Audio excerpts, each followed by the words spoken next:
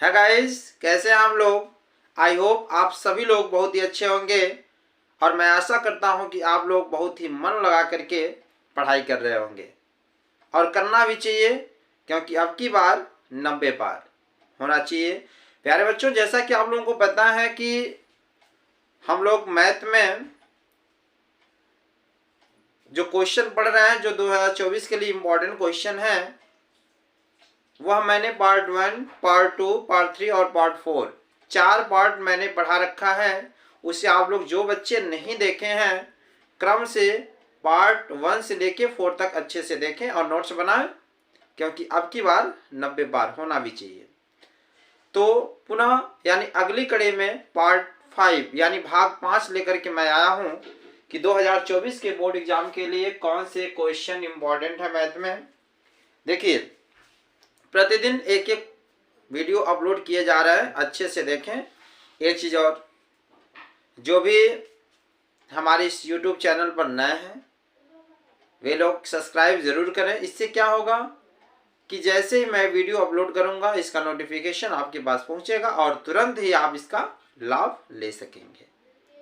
ठीक है, तो चलें आज का इंपॉर्टेंट क्वेश्चन, लक्ष्य 2024 का पहला क्वेश्चन क्या है, समझने का प्रयास करें। पार्ट 5 भाग 5 हम लोग पढ़ने जा रहे हैं।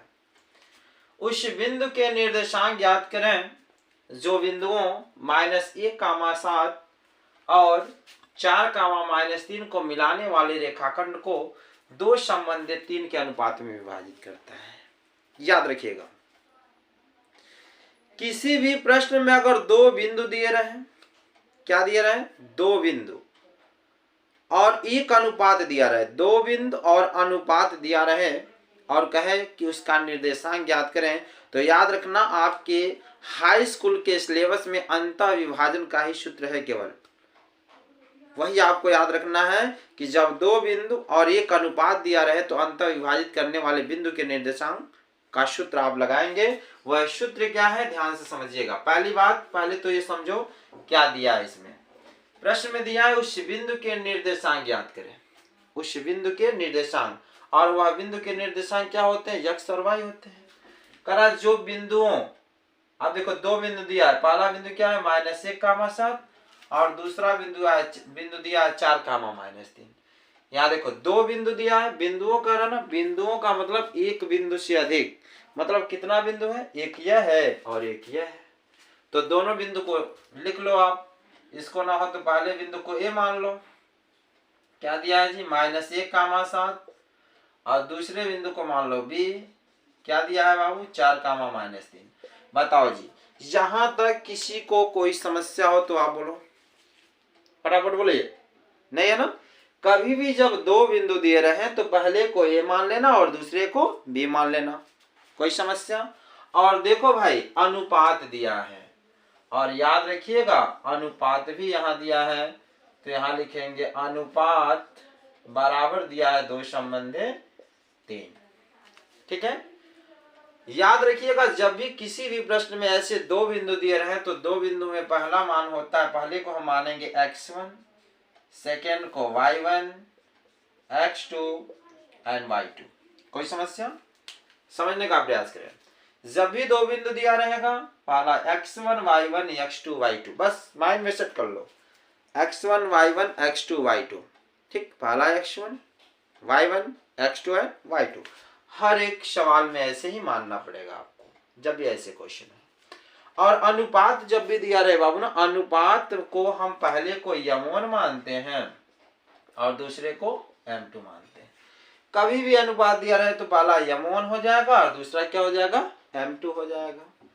और मैंने आपको क्या बताया कि आपके सिलेबस में अंतः विभाजित करने वाले बिंदु के निर्देशांक का ही सूत्र लगेगा, वह तो नहीं है।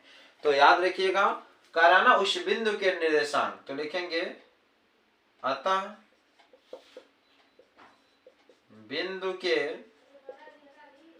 निर्देशांक बराबर क्या हो जाएंगे, अंतः विभाजित बन रहेगा, क्या होता है सूत्र, m1 x2 plus m2 x1 बटे m1 प्लस m2 कामा m1 y2 plus m2 y1 बटे m1 प्लस m2।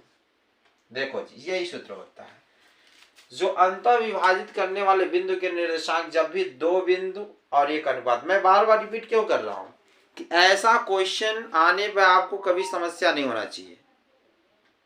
दो बिंदु एक अनुपात और कहे बिंदु के निर्देशांक ज्ञात करें तो समझ जाना अंतः विभाजित करने वाला बिंदु के निर्देशांक का सूत्र रहेगा।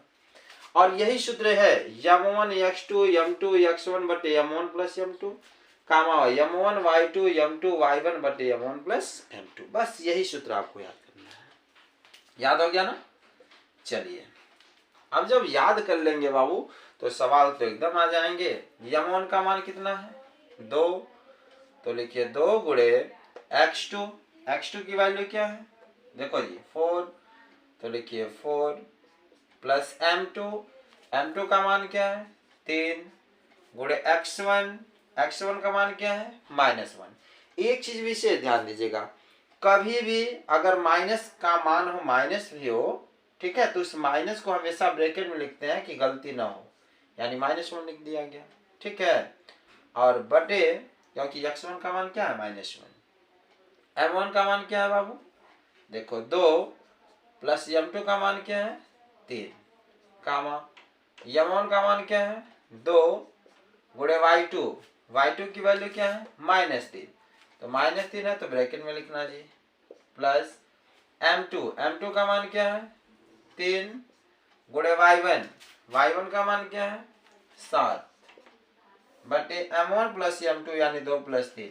बताओ बाबू, यहां तक किसी को कोई दिक्कत समस्या नहीं है ना? चलिए 2 में 4 का गुणा करो, 2 चौके 8, फिर धन में ऋण का जब गुणा होता है बाबू तो ऋण होता है, 3 एकम 3 बटे 2 में 3 जोड़ो 5 कामा, फिर धन में ऋण का गुणा होगा, ऋण होगा, 2 3 6 आप प्लस 3 सत्ते 21 बटे 2 3 5। घटाने आता है कि नहीं आता जी? आता है तो घटा के बताओ। 8 में से 3 गया 5, यानी 5 बटे 5 कामा, अब 6 है और 21 है, लेकिन देखो प्लस माइनस घटता है, हम देखेंगे कि मान किसका बड़ा है, 21 बड़ा कि 6 बड़ा? 21 बड़ा है ना, 21 का चिन्ह क्या है? प्लस, यानी प्लस वाला चिन्ह होगा। 21 में से 6 गया, बताओ 21 में से 6 गया कितना होगा? 15 होगा ना, तो 15 बटे 5, ठीक है। अब भाग दे दो, 5 से 5 कट गया तो क्या बचा बाबू? 1, आप 5 थिया 15, 3 1 कामा 3, यही हमारा आंसर हो गया। करा ना, उस बिंदु के निर्देशांक याद करें तो बिंदु के निर्देशांक x y होता है, तो जब भी कहे उस बिंदु के निर्देशांक याद करें तो उस बिंदु का निर्देशांक आ गया 1 कामा 3, यानी x का मान 1 आ गया, y का मान 3 आ गया। तो प्यारे बच्चों, जब भी ऐसे क्वेश्चन अगर दिए रहेंगे कोई दिक्कत आपको नहीं होनी चाहिए, और एकदम सेम इसी क्वेश्चन पर मैं आपको एक क्वेश्चन दूसरा दे रहा हूं, आप लोग इसको अच्छे से करिएगा और करने के बाद कमेंट बॉक्स में जरूर बताइएगा कि आप लोगों का आंसर कितना आ रहा है, क्योंकि ये ऐसे क्वेश्चन है कि जो 2024 में आने ही आने हैं। तो क्यों ना हम अभी से अच्छे से तैयारी करें, एक के बदले एक दूसरा इसको हल करो, ठीक है। अगर आपको अच्छे से आता है या नहीं आता है तो आप हमें कमेंट बॉक्स में बताएंगे कि सर ये सवाल नहीं आ रहा है, उसको फिर मैं बता दूंगा। लेकिन आप लोग, जो मैं सेकेंड क्वेश्चन दे रहा हूं, आप लोग हल करिए, हल करके कमेंट बॉक्स में उसका जवाब दीजिए कि कितना आंसर आया, ठीक है। मैं देखना चाहता हूं कि कितने ऐसे बच्चे हैं जिन लोगों का आंसर सही आ रहा है, कितने ऐसे बच्चे हैं जो मन लगा करके पढ़ाई कर रहे हैं। तो प्यारे बच्चे इसे नोट करें, सेकेंड क्वेश्चन मैं आपको देता हूँ, इसे आप लोग करके बताएंगे, ठीक है। तो क्वेश्चन नंबर 2 देखते हैं क्या है बाबू। बिंदु 2, -3 और -4, 6 को मिलाने वाले रेखाखंड को एक संबंधी 2 के अनुपात में अंतः विभाजित करने वाले बिंदु के निर्देशांक ज्ञात करें। ध्यान समझना बाबू, जैसे वह वाला प्रश्न था सेम वही है, बशर्ते क्या किया गया है, यहाँ बिंदु शुरू में दे दिया गया है। यहाँ देखो बिंदु कितना है? 2, यानी आप पहले इसको a मान लेना, क्या है? 2, -3, और इसको b मान लेना 4, -6। सेम प्रक्रिया है कि नहीं? करा मिलाने वाले रेखाखंड को एक संबंधी दो के अनुपात, अनुपात कह रहा है बाबू, तो अनुपात जो दिया है वह है हमारा एक संबंधी दो। अब बताओ, कह रहा अंत विभाजित करने वाले बिंदु के निर्देशांक, निर्देशांक ही पूछ रहा है ना, तो सेम वही सूत्र बनेगा कि नहीं। आप इसको क्या मानेंगे, x1 y1 x2 y2 m1 और y2, m1 और m2। ठीक, तो अंत विभाजित करने वाले सूत्र लगाएंगे, जो इसके पहले मैंने क्वेश्चन बताया है। आप लोग अच्छे से लगाएं और कमेंट बॉक्स में जल्दी जल्दी आप लोग हल करके बताएं, देखता हूं कितने बच्चों का आंसर सही आता है। तो चलें क्वेश्चन नंबर 3 पर। क्वेश्चन नंबर 3 देखते हैं क्या है। बिंदु ए के निर्देशांक ज्ञात कीजिए जहां ए बी वृत्त का व्यास है जिसका केंद्र 2, तथा बी के निर्देशांक 1, 4 है। यहां ध्यान समझिएगा, बिंदु ए के निर्देशांक ज्ञात करें। ए का निर्देशांक पूछ रहा है जहां ए बी वृत्त का व्यास है। अब सबसे पहले हमको तो पहले वृत्त बनाना पड़ेगा बाबू। क्या बनाना पड़ेगा, वृत्त। अब वृत्त का व्यास कर रहा, तो जो केंद्र से यहाँ आर पार निकल जाए क्या होता है, व्यास। पहला ए हो गया और दूसरा बी। यह वृत्त का क्या हो गया बाबू, व्यास। फिर कह रहा जिसका केंद्र, अब यहाँ जो केंद्र मैंने माना है इसको ओ मान लो, क्या दिया है 2, तथा बी के निर्देशांक, बी का मान क्या दिया 1, 4। ठीक है जी। प्रश्न को पढ़ो, बिंदु ए के निर्देशांक। अब बिंदु ए को निर्देशांक मैंने x कामा क्या मान लिया y। ठीक है, यानी यही x और y का मान हमसे पूछ रहा है। तो यहां लिखे हल। एक चीज याद रखिएगा, दो बिंदुओं के रेखाखंड के मध्य बिंदु का निर्देशांक का सूत्र होता है, याद रखिएगा, कभी भी मध्य बिंदु अगर दिया रहे, मध्य बिंदु दिया है कि नहीं, तो सूत्र याद रखिएगा कि मध्य बिंदु के निर्देशांक कभी भी आपको निकालना हो तो सूत्र होता है बाबू x1 plus x2/2 y1 plus y2/2। ये सूत्र आप लोग अच्छे से याद कर लेंगे। किसका होता है, मध्य बिंदु के निर्देशांक। तो यहाँ मध्य बिंदु का निर्देशांक यानी x की वैल्यू यह हो जाएगी और y की वैल्यू यह हो जाएगी। तो अलग अलग आप लिखो, है कि नहीं, ध्यान समझो।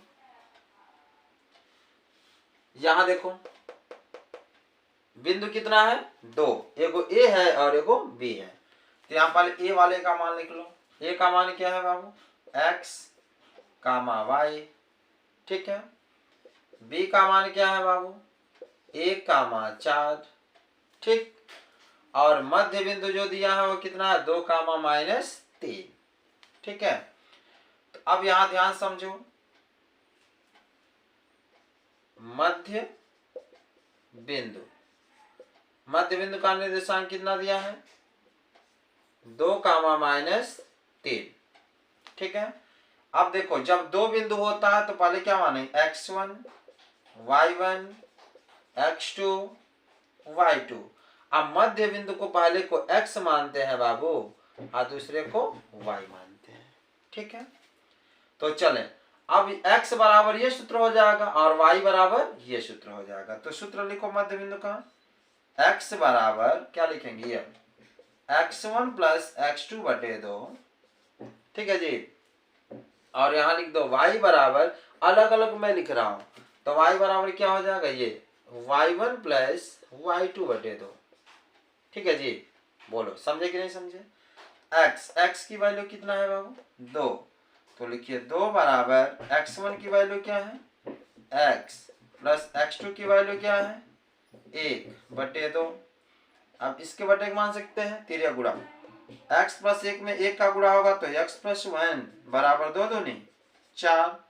x बराबर 4, ये प्लस 1 है बाबू, उधर जाएगा तो -1। x का मान कितना आ गया, 4 में से गया 3। x का मान क्या आ गया 3।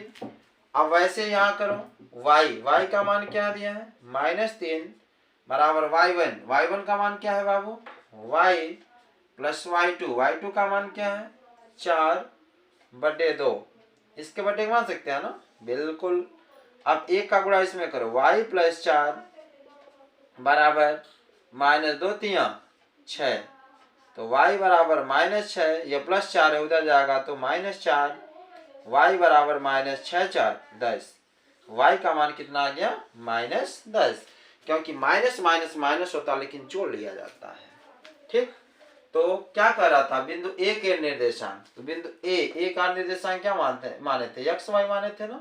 तो आंसर लिखेंगे बाबू, बिंदु ए के निर्देशांक बराबर, बिंदु ए का निर्देशांक क्या माने, एक्स वाई माने हैं, तो एक्स का मान कितना आया है 3 और वाई का मान कितना आया है -10। तो यही हमारा आंसर हो गया। तो प्यारे बच्चों, आई होप आप सभी लोगों को क्वेश्चन नंबर 3 भी अच्छे से समझ में आया होगा। तो देखें क्वेश्चन नंबर 4 में क्या कहा जा रहा है कि y का मान ज्ञात करें जिसके लिए बिंदु P 2, -3 और Q 10, y है। अब यहाँ देखो बिंदु कितने हैं 2, जहां भी 2 बिंदु दिया रहे तो वाला x1 y1 x2 y2 यही चलेगा बाबू। तो पहले ये बताओ P का मान क्या दिया है, यहाँ लिखो हल। P का जो वैल्यू है 2, -3 और जो Q का वैल्यू है बाबू है 10, y। कोई दिक्कत। अब फिर कह रहा बीच की दूरी, अब जो दूरी दिया है बाबू, दूरी बराबर दिया 10 मात्रक। ठीक है, तो सबसे पहली बात, जब भी 2 बिंदु है तो पहला x1 हो गया, दूसरा y1 हो गया और ये x2 हो गया और y2 हो गया। बोलो बाबू।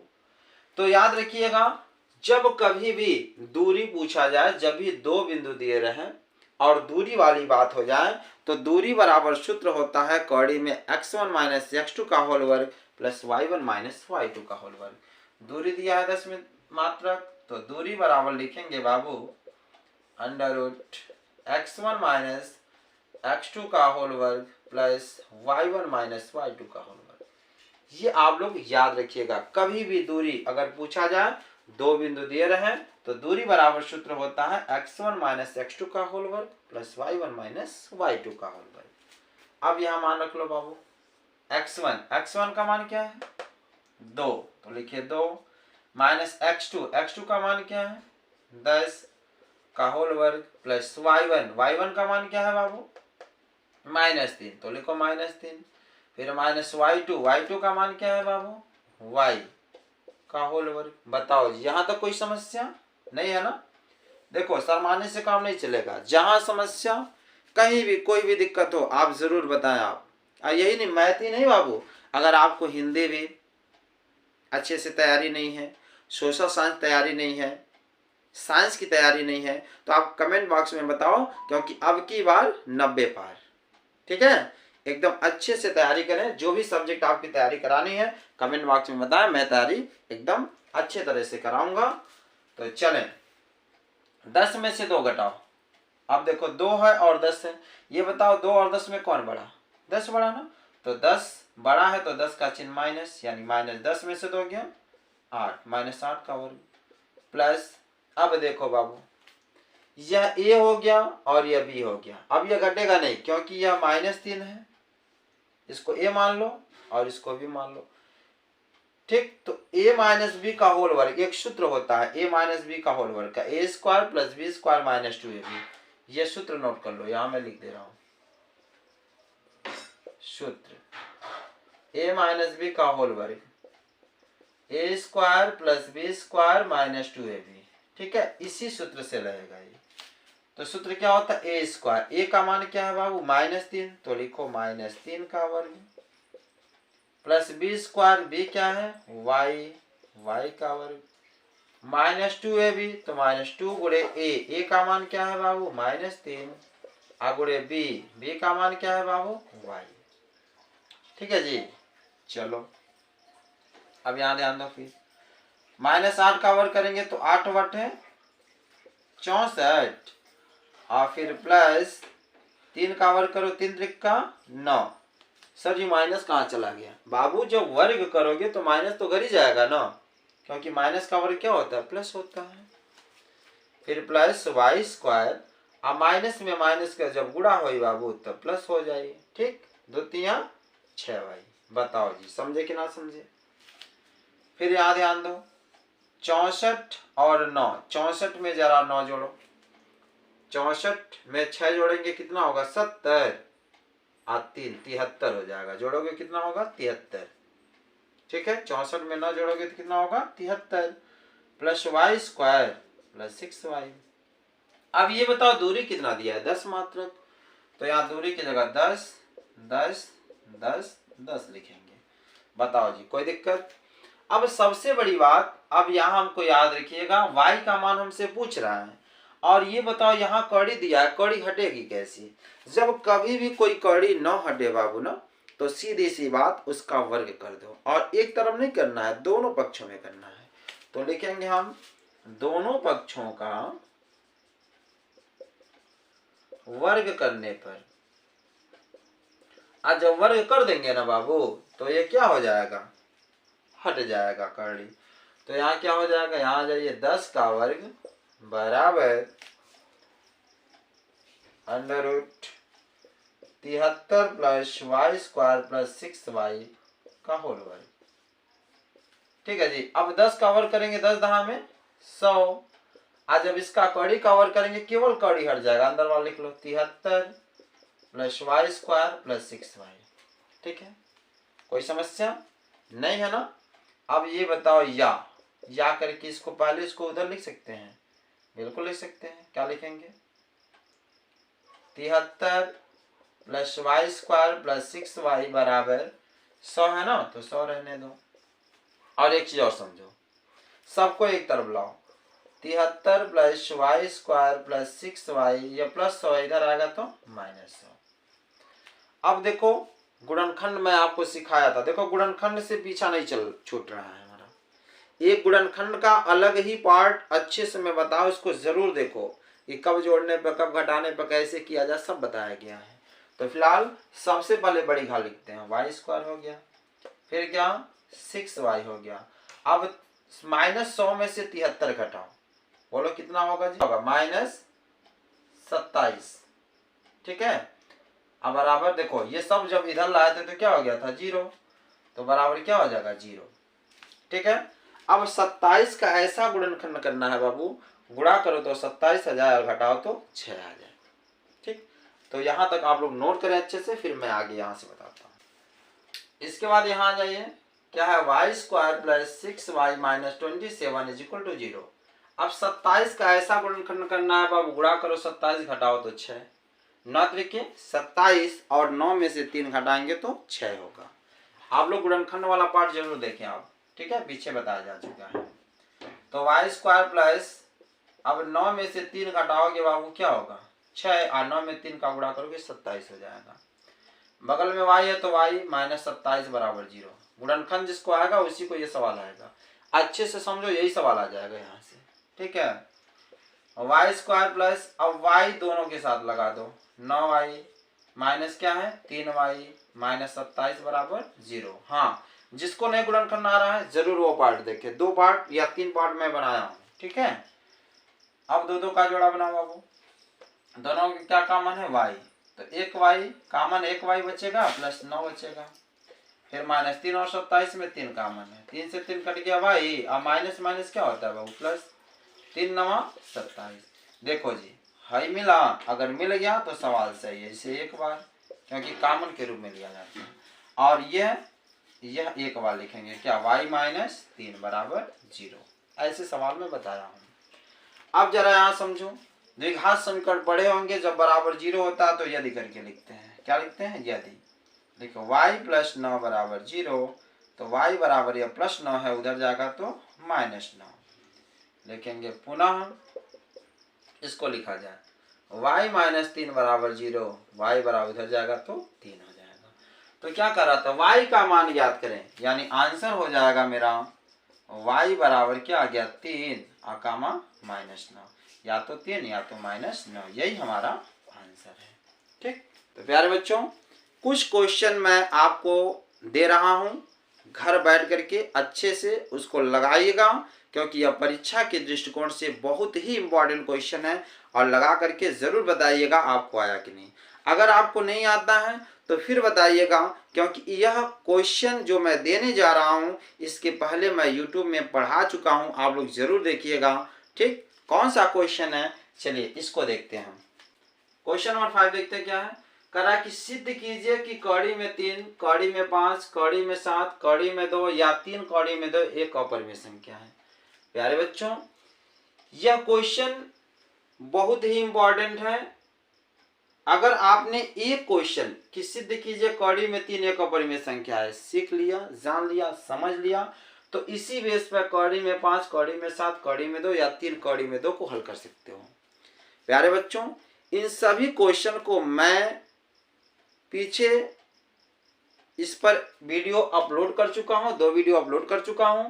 यह कैसे सिद्ध करें, क्योंकि अगर वह वीडियो आप देख लेंगे अच्छे से तो कड़ी में 3 या कड़ी में 5 या कड़ी में 7 वाला तो पूरा का पूरा क्वेश्चन आपका लग जाएगा। तो यह क्वेश्चन मैं बता चुका हूं, इसलिए यह क्वेश्चन आपको होमवर्क दे रहा हूं। पीछे जाइएगा, वीडियो ओपन करिए, ठीक है, प्लेलिस्ट में, और उसको ढूंढिए और इन सवालों को लगा लीजिए।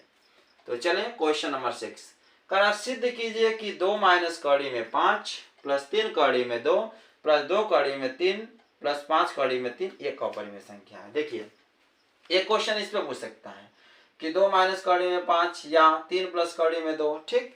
अगर इस बेस पर भी एक क्वेश्चन आपने लगा लिया तो सभी क्वेश्चन लग जाएंगे। और यह भी क्वेश्चन मैं पीछे पढ़ा चुका हूं, वीडियो इस पे भी एक बना हुआ है। अच्छे से इन दोनों क्वेश्चन को आप लोग जाकर के प्लेलिस्ट में जाकर के इस मैथ के सवाल को देख लें। 2024 में ये क्वेश्चन आ रहे हैं। तो प्यारे बच्चों, ये आप लोग जरूर हल करके कमेंट करके बताएंगे कि आपको ये सवाल आया कि नहीं आया। तो प्यारे बच्चों, कैसा लगा आज का वीडियो? मैं उम्मीद करता हूँ कि आप सभी लोगों को बहुत ही अच्छे समझ में आया होगा। ऐसे ही अन्य वीडियो देखने के लिए हमारे चैनल को लाइक, सब्सक्राइब एंड शेयर जरूर करें। मिलते हैं अगली कड़ी में अगली वीडियो के साथ, तब तक के लिए धन्यवाद।